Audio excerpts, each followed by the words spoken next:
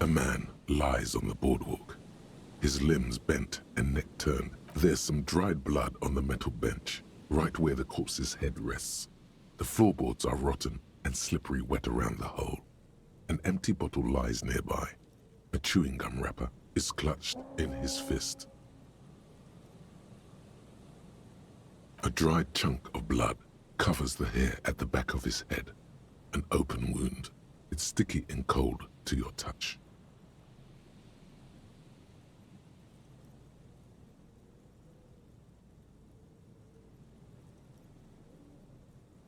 This is what killed him.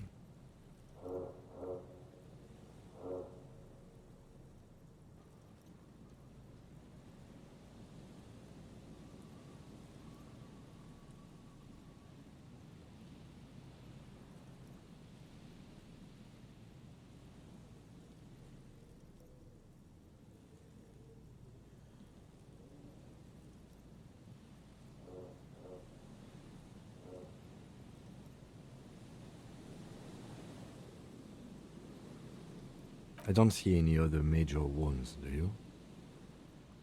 Seems like the head wound was fatal. It's exactly the shape of the bench.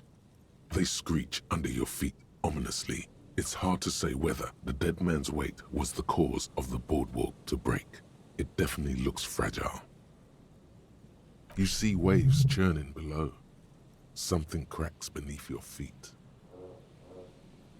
He could have easily disappeared into the sea through that hole, and you would have never found him.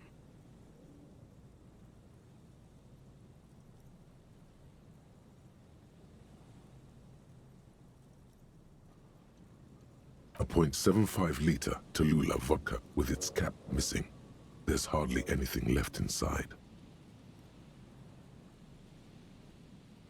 Tear all around us.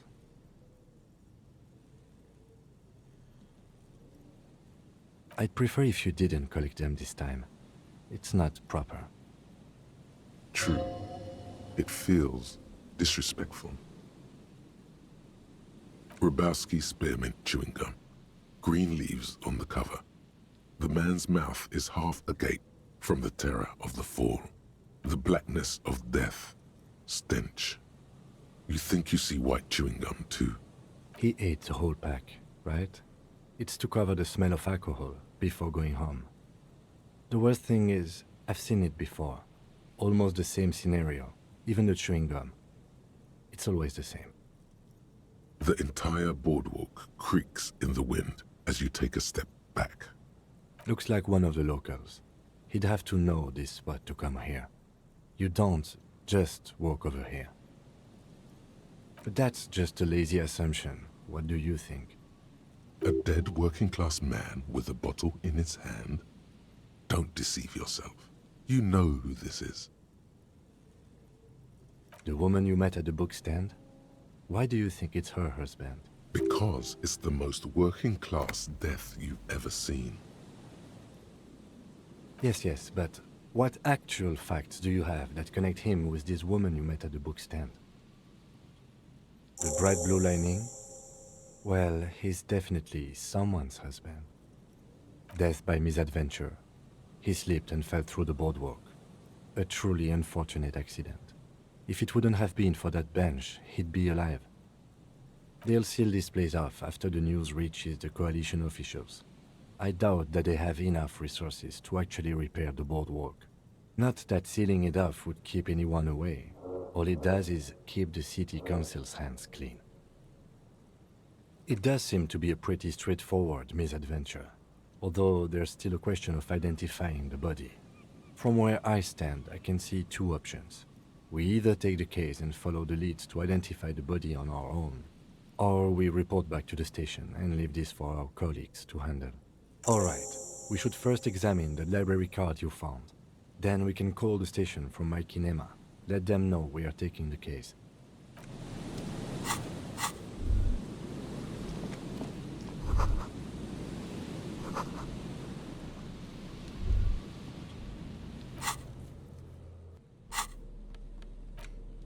The library card is folded into two and still slightly wet to the touch.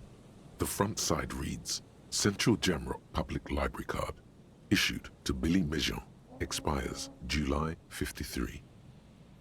Billy is a unisex name. Could be the deceased, or his family member. Whoever owns this card is an avid reader. You find a list of books written in blue pencil. Radio thriller. Stand a little less between me and the sun. The last one in the list is The Glinton Curve by M. Theobald. A library stamp indicates that the book has been returned. Most of these titles seem to be in the sci-fi genre. Some thrillers too. If lost, please return the card to the library. Dial 005 02 55211 or visit us at Moreau Street, 78, Jamrock. Business hours, 900 to 1800. Good. We should give them a call from my kinema. See if we can learn anything about Billy Mejean.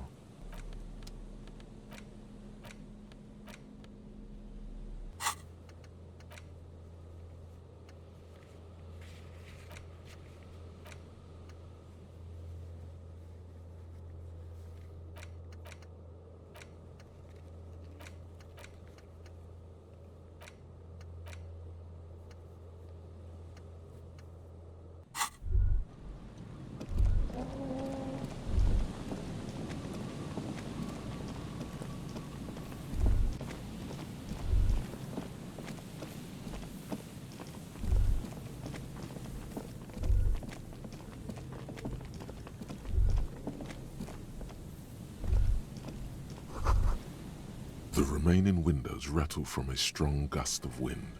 They're covered in a thick layer of grime. They must have been like this for 40 years.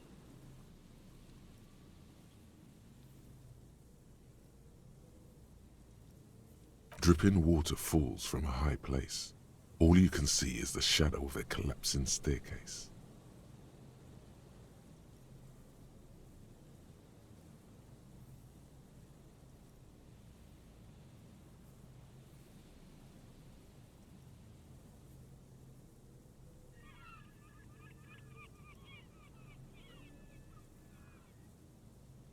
There's rust and corrosion on the bars. They're foaming with it. And a small layer of white salt from the sea. No, I won't even try. You know, I had a partner once. They called him Eyes, because he had to show me things. It's that bad. Well enough, actually. It's odd how that works. I'm no sharpshooter, but I pass my shooting courses 7 out of 10.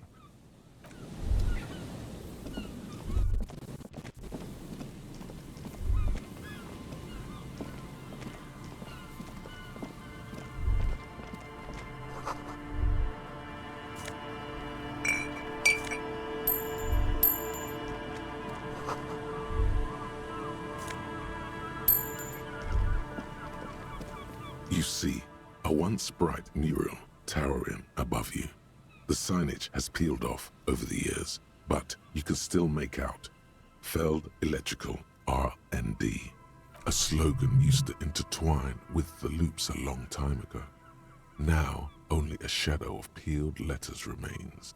It says, "Tomorrow is just a whisper away." Looks like tomorrow never came.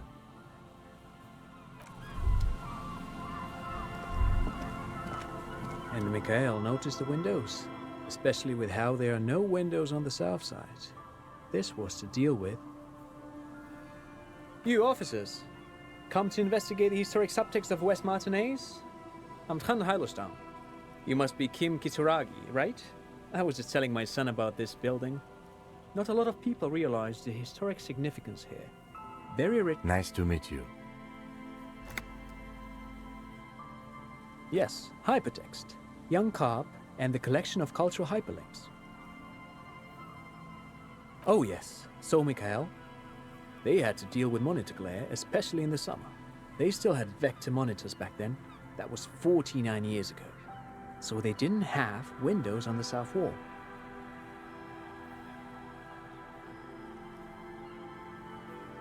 No, I can't say that we've met before. but I've heard of Kim, of course. Mikhail, say hi to the officers.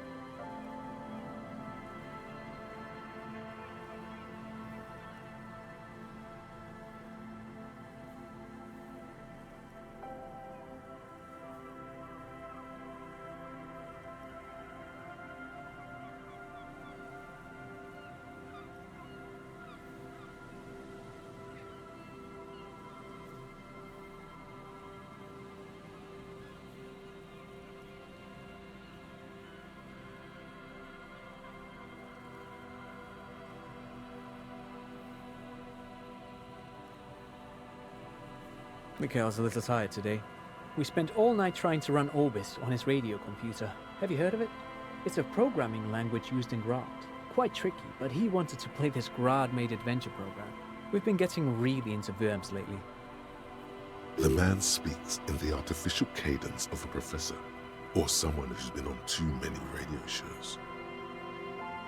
But I assume you're not here for giant worms when there are so many real things to see. Just as I was telling Mikhail before, this is where the Coalition landed in '08. We could be standing on what is the most interesting landmark in Revachol West.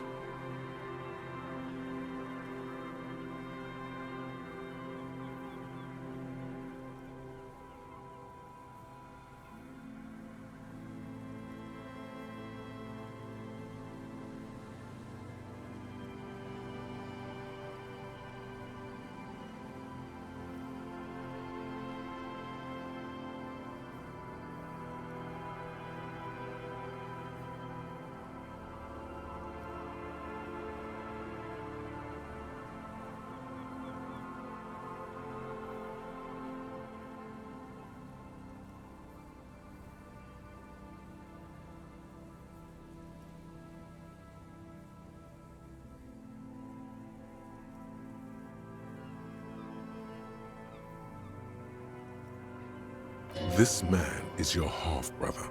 You feel it. But why?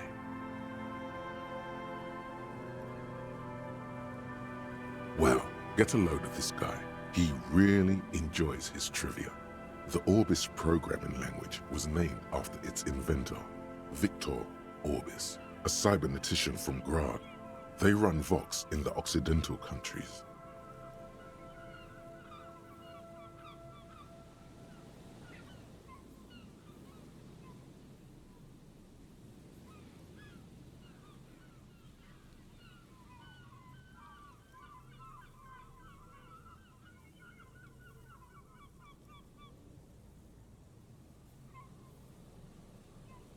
Aha!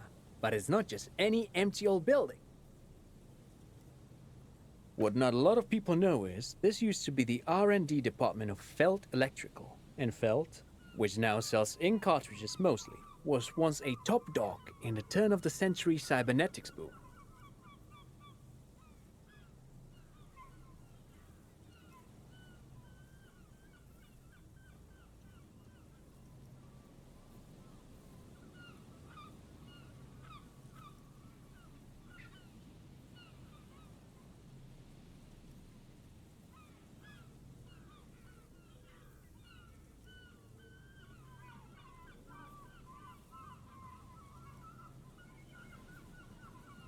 It looks old and weathered, with seagulls picking apart its stone and metal carcass. Bushy undergrowth has taken hold of the collapsed rooftop. Some kind of bird has set up a nest on a broken windowsill. That's not surprising. Only a vestigial ink cartridge and ferrotape manufacturer remains. They started out as a midway electronics outfit in Königstein 2 centuries ago. After an aggressive move to Revachol, Feld became a global player in the emerging personal electronics market of the pre-revolutionary era. Still, Tricentennial was beating them in business machines. But Feld had an ace up their sleeve, or should I say they were developing an ace up their sleeve? I'm mixing my metaphors here. It was here in Martinez, possibly in this very building, that they developed prototypes for a tape computer. An elegant folding mechanism of rollers and ferrotape ribbons, portable enough to be a take-it-home solution, revolutionizing business machines, possibly even bring them to the average consumer. which is a feat of engineering even today's giants, Rehm, Icyan, and Zam, haven't achieved yet. Indeed. What? The revolution! Unfortunately, their moonshot project never made it to the market. Feld's move to Revachol backfired. The revolutionary government liquefied their assets and expropriated those very advanced prototypes. Possibly from this very building, or one of the adjacent ruins.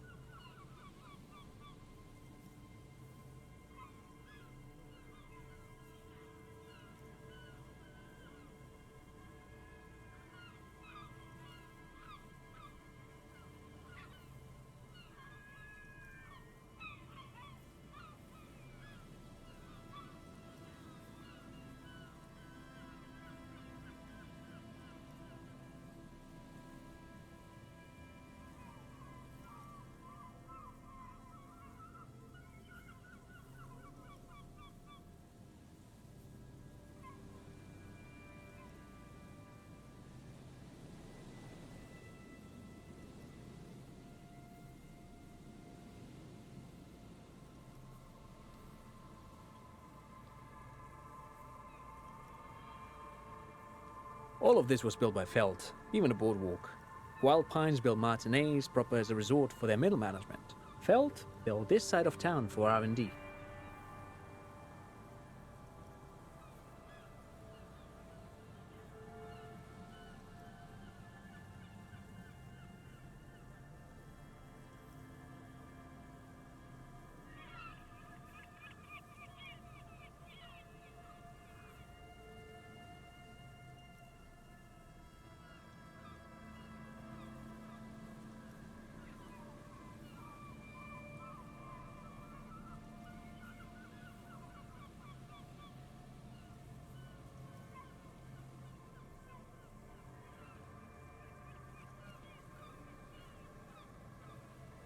Yes, they even built a pleasure wheel, but that got destroyed in the war.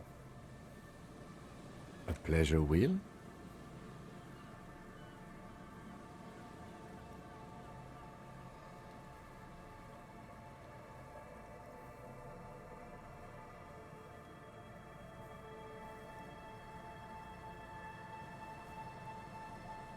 Perhaps reminded of a childhood memory. It's clear he would prefer there were a big wheel lighting up the coast. Yes, to lure in their star engineers. This part of Martinez was nothing but reeds before Feld arrived. They had to make the prospect of living here attractive. It was supposed to become a global center for innovation in cybernetics. But history had other plans. Oh, I'm afraid it didn't end well for the boys. But this story is a bit too dark for little Mikhail here. Now, if you were to ask about tape computers... He means that the boys got shot by the communists. The boys were bourgeois. Officer, I told you this chapter of history wasn't on Mikhail's curriculum yet. Let's keep this kid friendly. The boy looks first at you, then back at his father, confused. They used them for military communications, but also to write and send out press releases. The most notorious example being Le Décret de Mars. What's the Mars Decree? I mean the radio transmission sent out to news agencies and world governments by the newly created Commune of Revachol on the 7th of March in the year 02.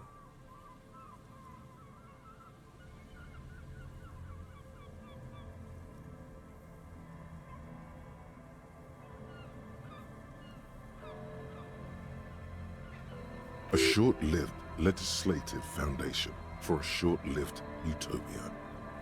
It's a beautiful piece of text, actually. A singer-songwriter I know, Charette, called it a love poem to Revachol on her political concept album, Bon Baiser dans le Lind.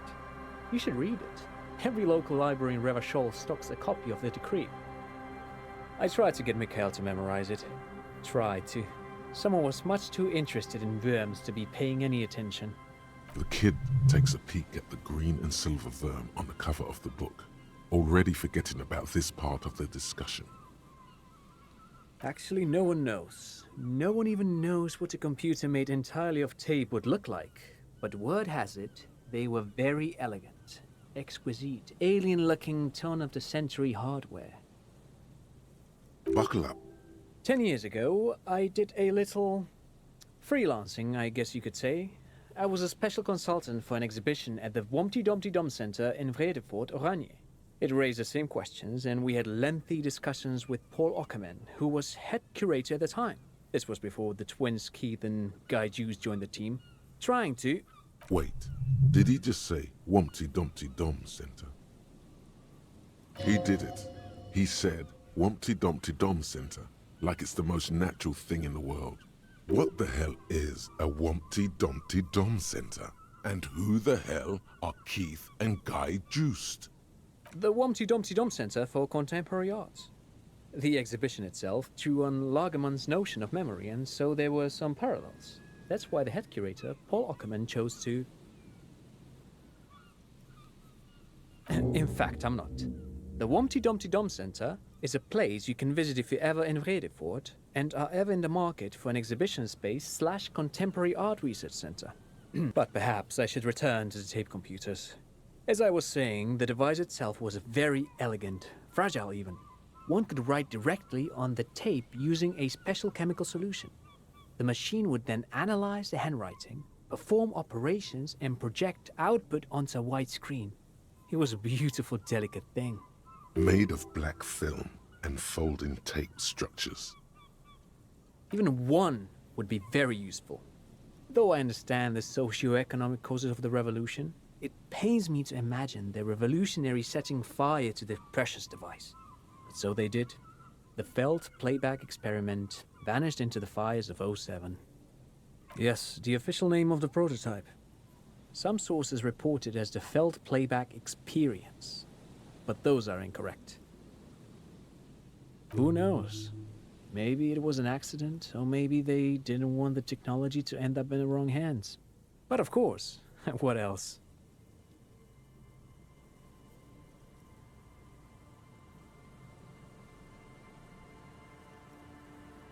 Sure, what's on your mind? But of course, what else? I do have some money, yes, but that's not what... No, I mean, come on.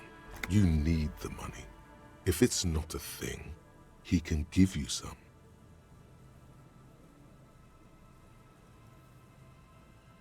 Oh no, I don't have it on me, officer. I was talking in more general terms. I'm just spending time with my kid here, showing him around the lesser-known parts of our hometown. It wouldn't be wise to carry huge amounts of cash on such expeditions. No, thanks to you for having me and little Mikhail here to pick your brain. A very interesting conversation indeed.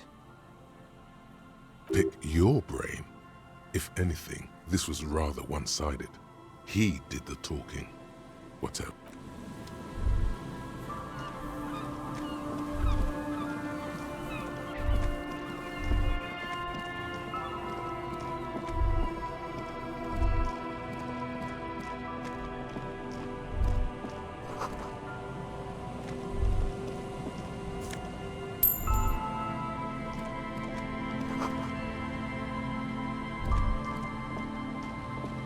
That patch of reeds over there, it's a great place to hide something.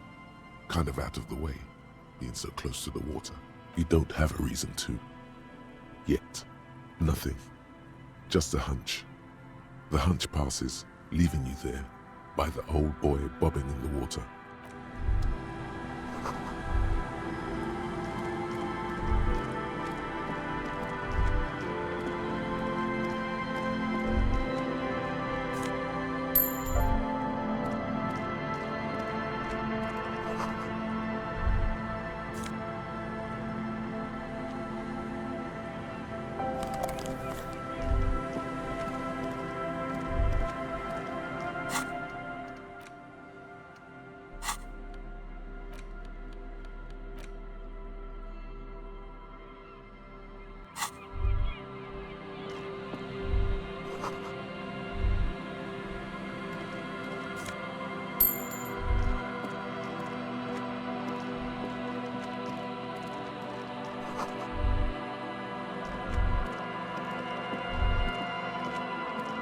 A scattering of bullet holes is spread across the cracked wall, reaching from one corner to the other. Correct. The density of the bullet holes is unusual. even in a general average bullet hole frequency in Martinez sense. Grim affairs. Meaning, this is a lot of bullet holes. Looks like fully automatic rifle fire. Something you don't see these days. The manufacturing and sale of automatic rifles was curtailed after the revolution. The destructive power of such tools proved to be too much. We do need to retain some humanity in this world.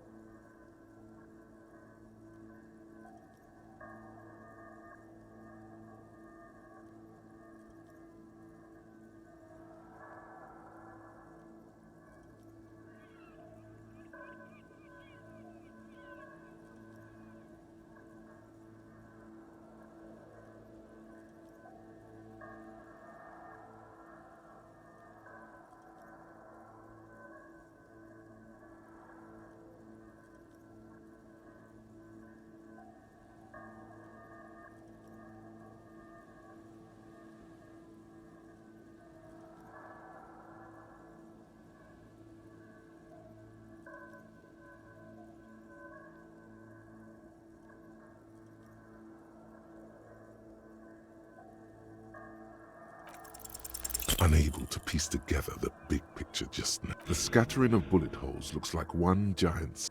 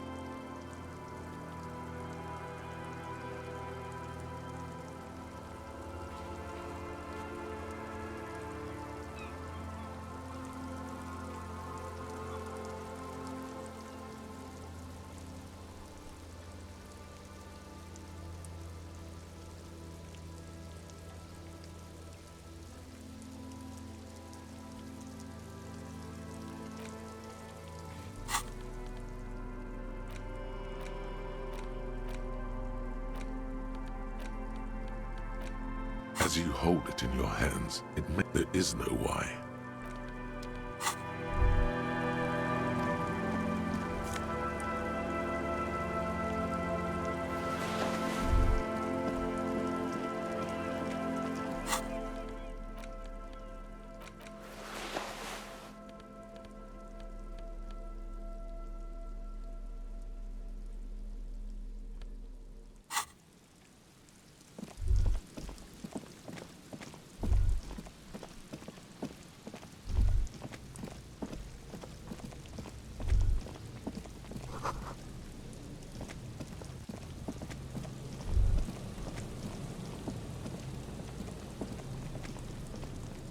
go. Nice and easy. No way out, little guys. Not out of this gem. There's a cylinder on the ground in which the man is arranging some netting. It looks like some kind of trap. He notices you.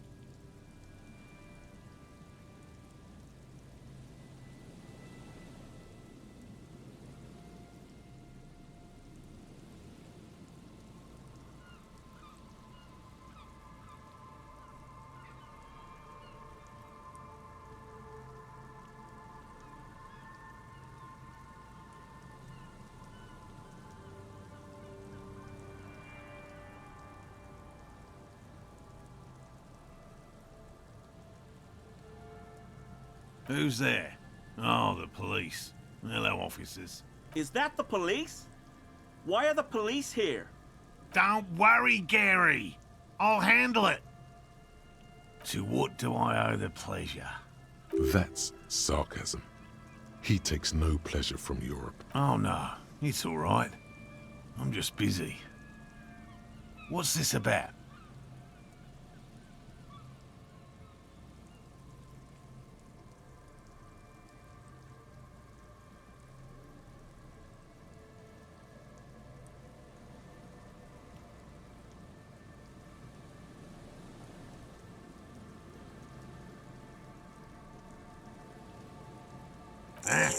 Of course.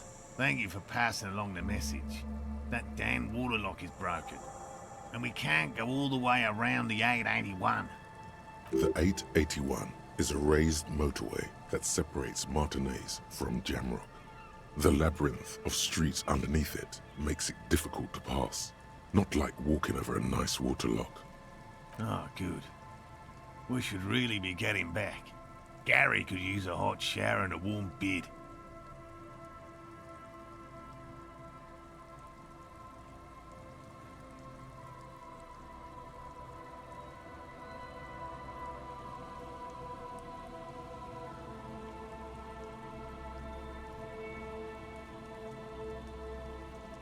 Did he say we can go back now?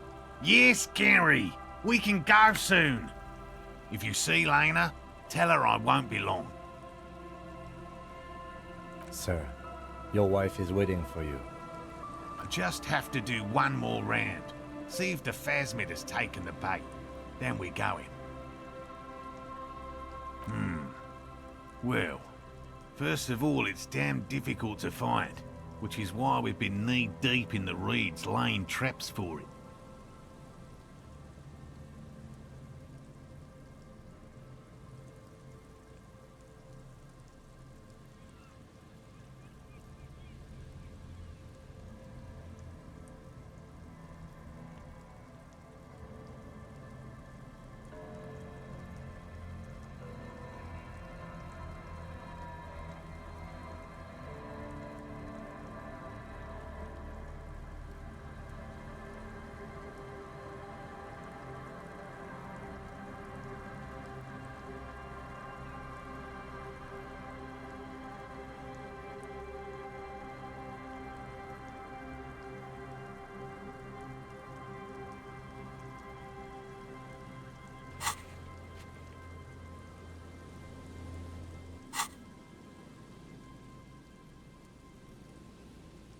Typical rookie assumption. Insects are much more sophisticated creatures than those unversed in zoology give them credit for.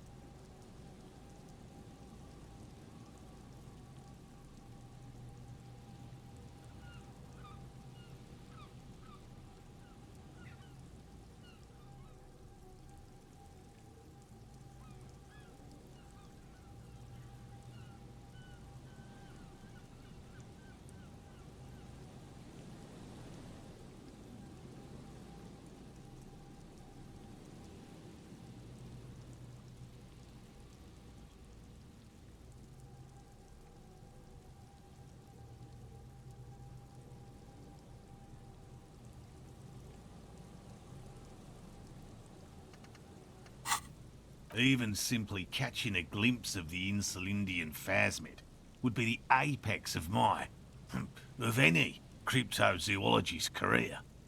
But to study it and its defenses, find out how it stayed hidden so long. Good question. Being a phasmid of the order Phantasmodea, a ghost insect, it disguises itself as plant matter. In this case, the reeds. Awful lot of reeds around, aren't there?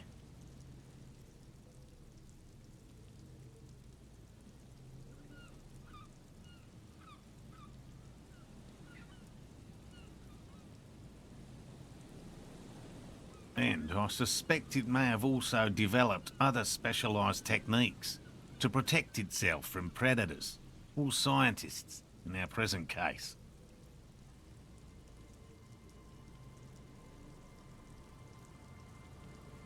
It's my hypothesis that it has evolved certain electrochemical defenses that allow it to interfere with animal perception, impeding pattern recognition, confusing the visual cortex. But I cannot describe how these defenses work, much less how they evolve, without studying a live specimen.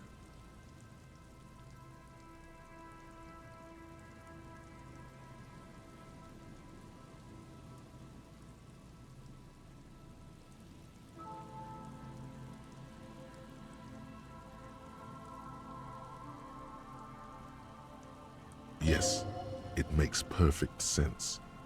You're beginning to suspect there's something paranatural about this phasmid. A ghost insect, he said? These people are looking for a ghost.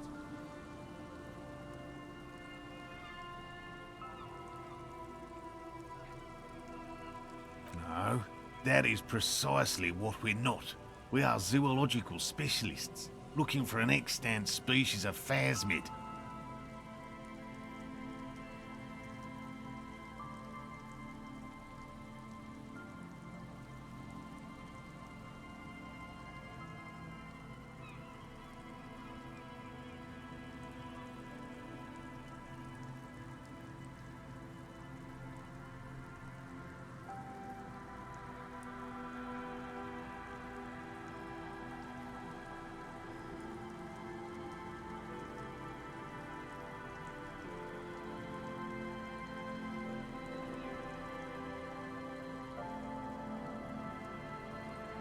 I'm expecting it to be quite giant. One known species of phasmid, called the Megaphasmodea zoensis, is about the size of a grown man's forearm. So, very little, I'm sorry to say. No one's ever captured a specimen, so all our information is based on first and third-hand accounts. Not yet. That's what makes it a cryptid. Just out of curiosity, if there's no proof of its existence, how do you know it's real? I know it's real. It's clear that his obsession with the phasmid is driven by something more than the pure pursuit of scientific advancement. By which I mean, I've heard enough first-hand accounts to believe quite firmly that the Insulindian phasmid is more than mere superstition. Yes, the most recent sighting was by a couple of teenagers along the coast here. That's what brought us to Martinez specifically.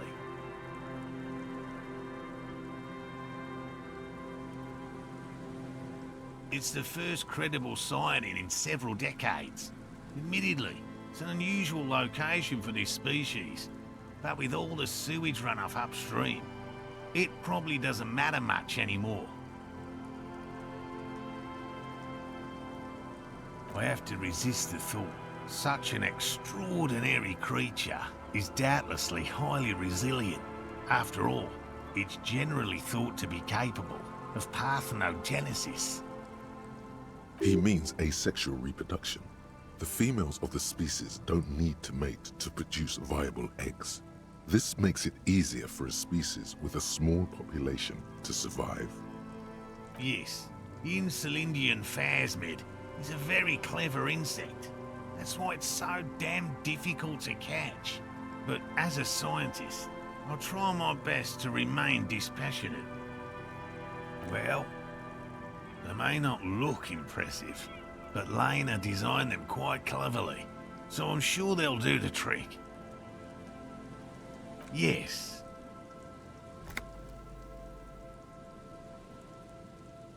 Simple. Attracted by the locusts, the phasmid crawls down the funnel and, having eaten its fill, can get back out.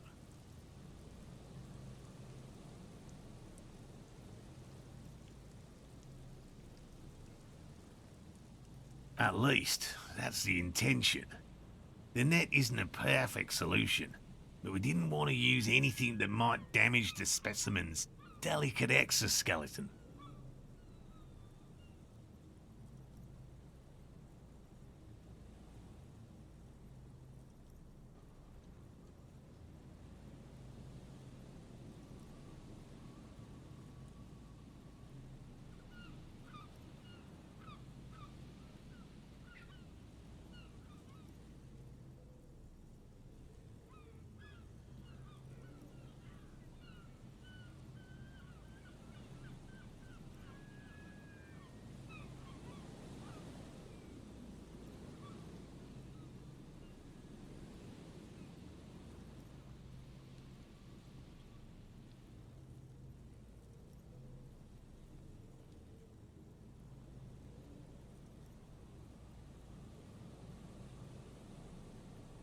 Locusts.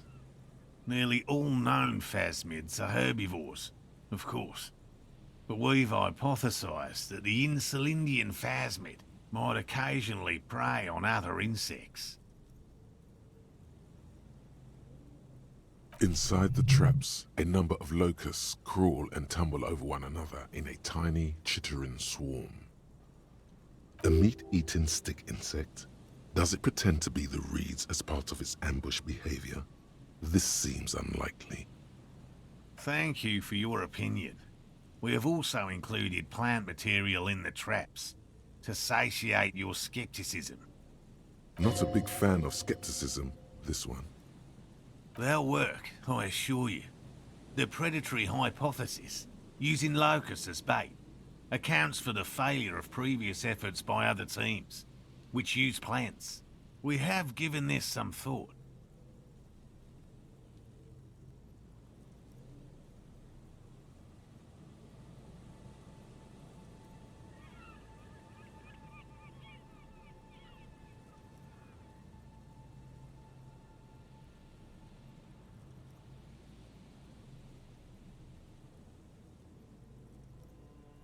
Yes. What? By woman, you mean my wife, I assume? I will return to her. I can't leave before we finish with these traps. My wife understands that just as well as anyone. Come on, Morale. We've been soaking out here for days. It's time to go back.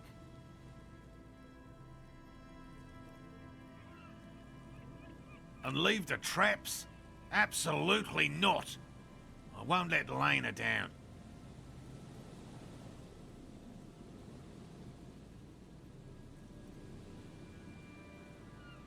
Come on, she wants us back. I'm soaked up to my nuts over here. We'll both catch reed crabs if we don't dry out soon.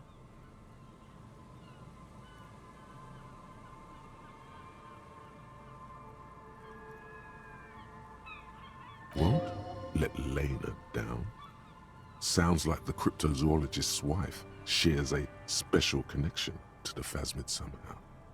Of course it's important to her. She's seen it. A verified sighting, on record. One of only 4 this century, and it's hers.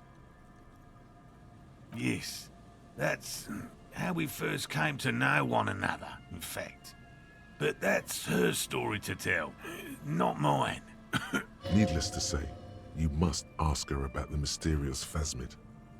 Suffice to say, it's long been our dream to find proof of the Insulindian phasmid together. I can't abandon course now.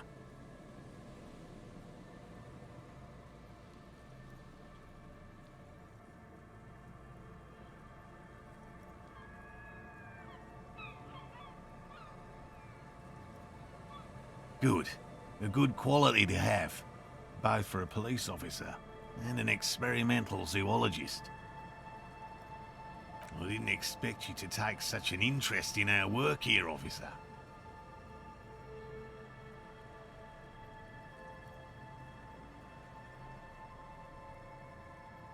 Caught the bug, I see. It's easier to get caught up in the search than you'd imagine. There are 4 in total. One is to the south, on this little peninsula, by the boathouses there. It's very near.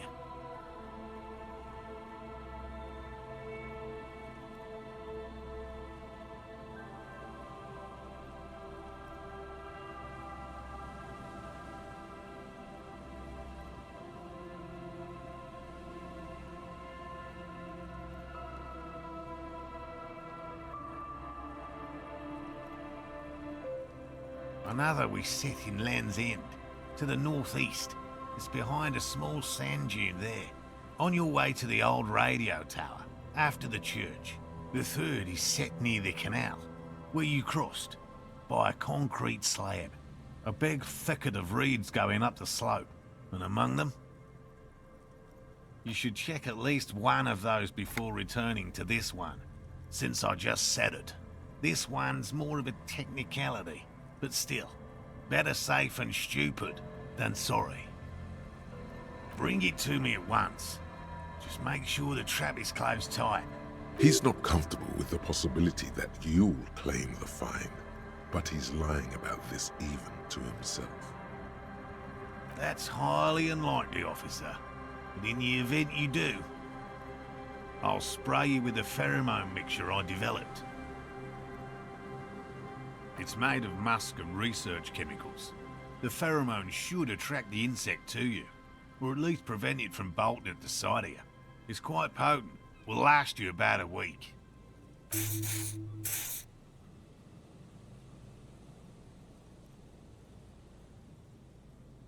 This is the smell of dying reeds, of longing crumbling into the water.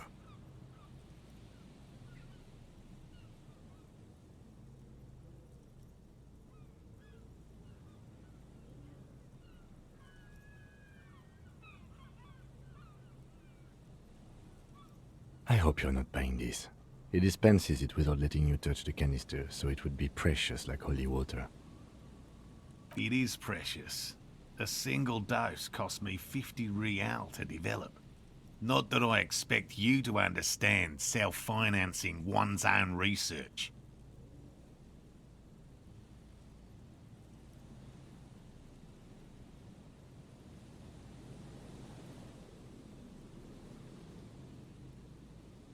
Right, which means you two can pack up and go back to the whirling. Whatever he thinks about this detour, it's clear that these men are exhausted and in need of assistance. Finally, someone's talking sense. Thank you for your help. Gary and I will start breaking down camp. If you have any more... If it's more cryptid-related business you want to discuss, you'll have time for that later too. But what if the information is vital? On the hunt. I've just always liked animals and puzzles. Searching for cryptids is a bit of both.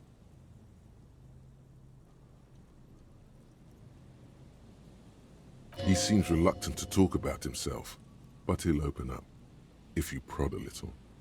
Real. I know you think one is a respectable profession, while the other is superstition. Everyone does. Indeed, my methods do not differ from other scientists. I simply draw upon a wider variety of evidence. And I have more hope that something truly surprising might happen.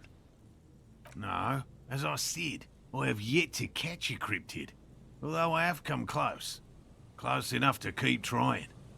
Everything from forgotten regional lore to newspaper accounts, like the one that brought us here, to look for the phasmid. I keep a very open mind. He's interested in things that people believe that scientists don't. Most establishment scientists only care about reputation and remuneration, not real research, and certainly not the truth. They're a cowardly lot, and both the field and basement archives can be dangerous places. It's not child's play, just because I have to traipse through the mud every so often. No. Very few cryptids are ever discovered, and not for a lack of trying. To stay hidden is a cryptid's primary quality. It's even in the name, cryptid. Of the list of cryptids kept by the Cryptozoological Society of Chemney, which is 4,082 items long, about 2,000 have been confirmed as hoaxes. 2 are categorized as confirmed discoveries. The rest are in differing stages of discovery, refutation, and data collection. Yes, the Chateau Quan forest pygmy, who turned out to be an extinct species of primate, and a cave salamander from Yugograd, who is, honestly, quite unremarkable. It's in a zoo somewhere. We cryptozoologists are brutally honest with ourselves. More so even than the public.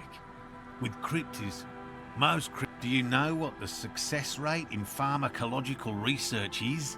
0.00003% of bioreactive agents have reproducibly beneficial effects. Yet science persists in the search for medicine, as we persist in our search for new species. He has clearly done his math on this. There is no surprising him or swaying his opinion. Yes?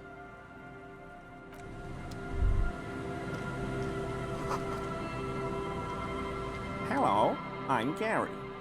Very generous of you to help us out, officer. Yellow man. I mean, officer. The lieutenant raises his eyebrows slightly and takes out his notebook. Yellow man. Interesting. This is something to ask him about, after a little probing first.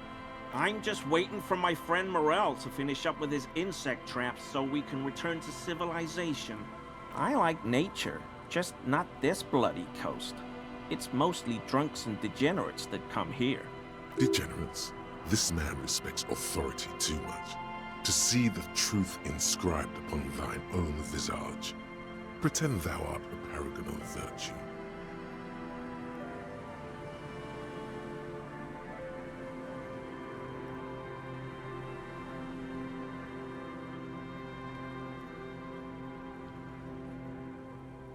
Oh, I didn't mean it in any scientific way. Oh, so that's what the RCM in Martinez is about. Great. Great to hear someone's finally taking care of that. So you do know something about it? No. Nothing. He was some kind of mercenary. But everyone here knows that. I'm just glad to hear you're looking into it. That's all. He didn't kill him or anything, but there's something going on here. My mug? Why would you think that? I may have had a similar looking mug in the past. That's all. Okay, I admit it. I threw the mug away in the trash container behind the hostel. I know you're not going to find me, are you? Using a standard form, officer. It's 50 real. You're getting off easy. In return, we... What did you do, Gary? Nothing. Just answering some questions. Officer, please, let me explain. It's not like that. I was only cleaning up. I live right across the yard from where he was hanged, and I saw him stripped naked. All the clothes lying around in the yard, smelling. People are animals, you know?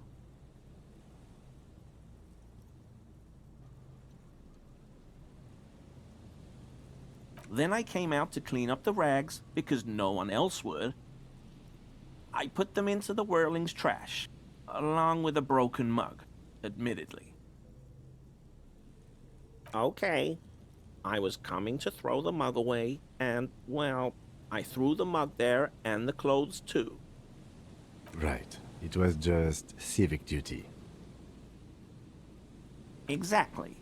That's exactly what it was. Civic duty. Armor? No.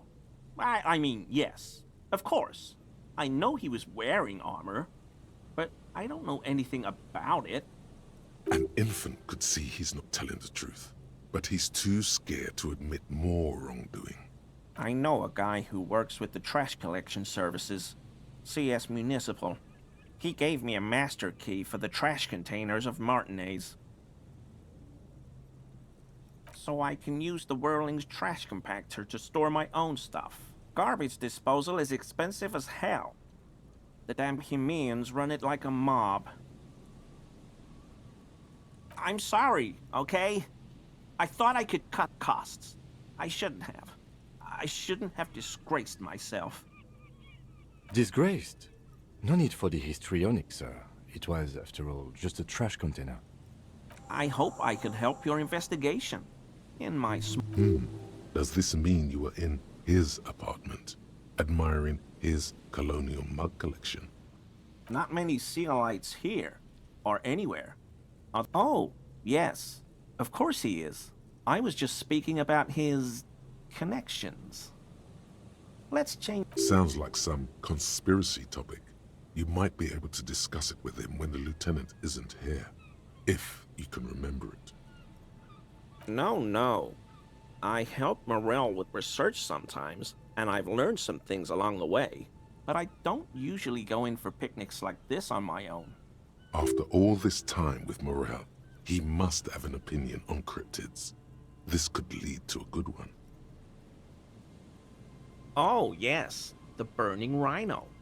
Morel doubts he's real, but I don't much care, because I won't be the one looking for him out in Feltherre.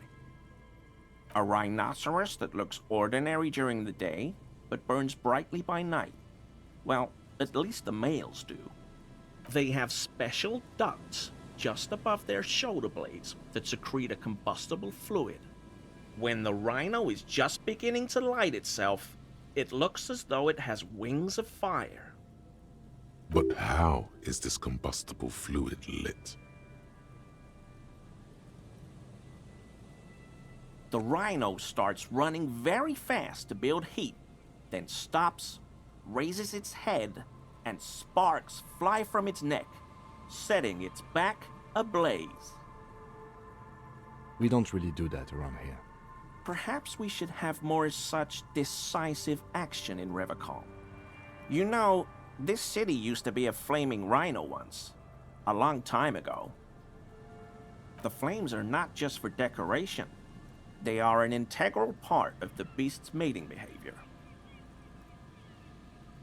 During the burning rhino's mating season, herds of male rhinos, all aflame, encircle herds of female rhinos, forming a fiery ring as they begin to copulate loudly. Local peasants call it the Passion Ring. They fear the rhinos, as perhaps they should. Anyway,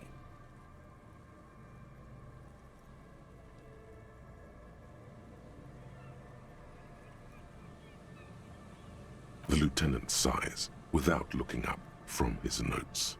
It's clear the burning rhino is dear to him on many levels, some even spiritual. sure do, officer. How?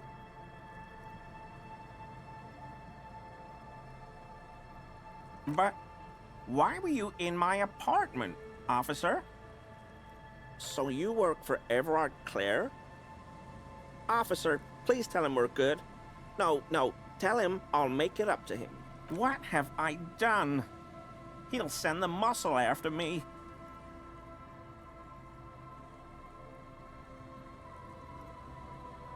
Of course. I won't do it again. If there's anything I can do to assist you, or the Union, just ask, okay? I'll try to help if I can. The weather vane has turned. He cannot be unturned.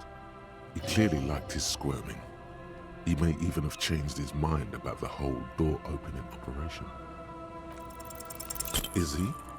He's looking comfortable enough. Maybe it was just beads. Sounded like beads. But what kind of beads might a man like Gary be hiding beneath his clothes? I don't pray, officer. Faith in non-existent helpers is a sign of weakness. Not for proper Revacolian men such as ourselves.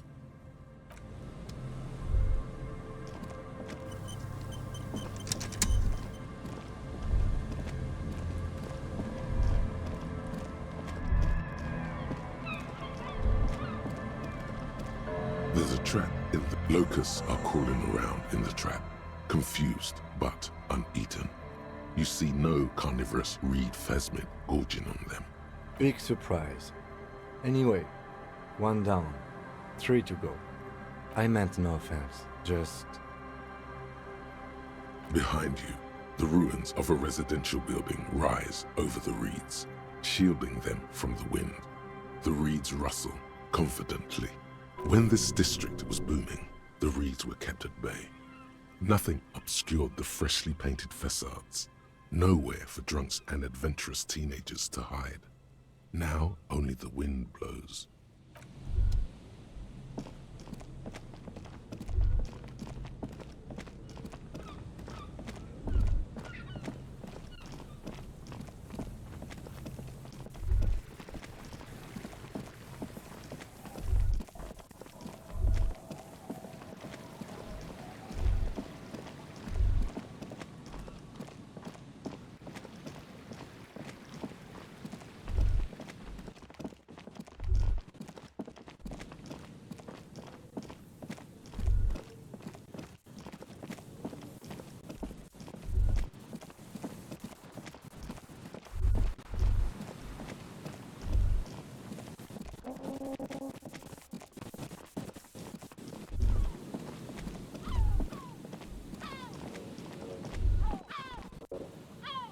A familiar apparatus lies among the reeds, another one of Morel's traps, weighed down by stones to keep it in place. The reeds sway in the coastal breeze.